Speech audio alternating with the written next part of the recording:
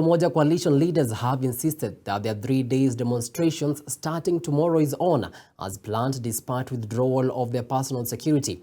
Addressing the press today, NARC Kenya party leader Martha Karua reiterated that they will not be intimidated into calling off the protest. Karua said they have given adequate notices to the law enforcement agents and urged the police to ensure their protests are not infiltrated by criminals.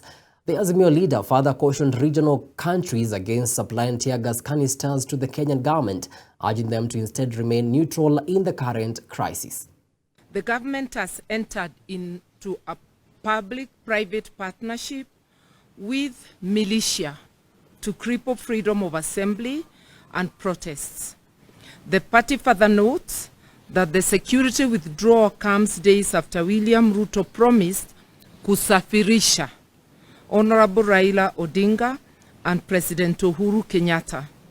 Indeed, we remain eternally grateful to Mr. Ruto for uttering those words.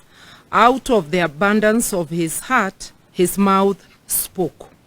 We further take note that although Kenya is not at war, all police and other security officers have been recalled from leave to deal with protesters.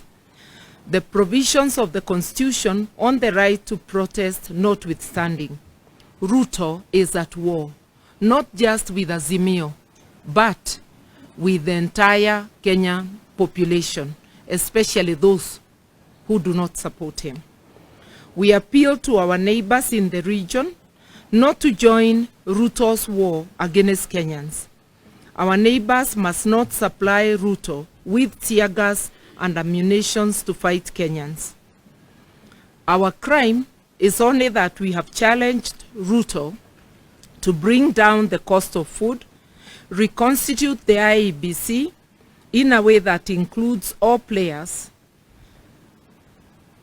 also to audit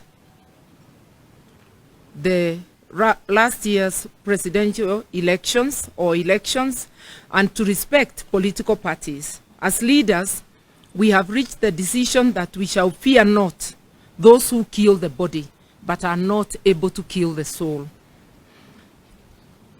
So even with the intimidation of withdrawal of security, Azimio confirms that the protests planned for Wednesday, tomorrow, Thursday, and Friday this week are on as earlier announced.